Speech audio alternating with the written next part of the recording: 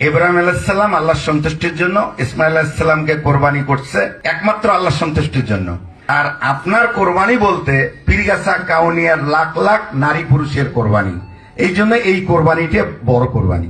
কেন্দ্র থেকে মোবাইল করলো আমাকে, মোবাইল করে বলল যে খান সাহেব আপনাকে তো কোরবানি দেওয়া হলো। তা আমি বললাম এই কোরবানি কি ইব্রাহিম আলাইহিস সালামের বেটা ইসমাইল আলাইহিস সালামের? তখন বললেন যে হ্যাঁ এর চেয়েও বড়। তা আমি বললাম যে এর ব্যাখ্যাটা বললে ভালো হইতো। তা আমি তখন বললেন যে আসলে ইব্রাহিম আলাইহিস সালাম আল্লাহর সন্তুষ্টির জন্য, ইসমাইল আলাইহিস সালামকে কোরবানি করছে একমাত্র আল্লাহর সন্তুষ্টির জন্য। এজন্য মানুষ কোরবানি হয় নাই, হয়েছে দুম্বা।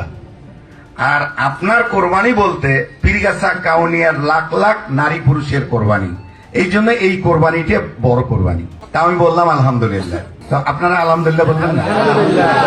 কোথা থেকে মেসেজ এই মোবাইল করা হলো? কেন্দ্র থেকে।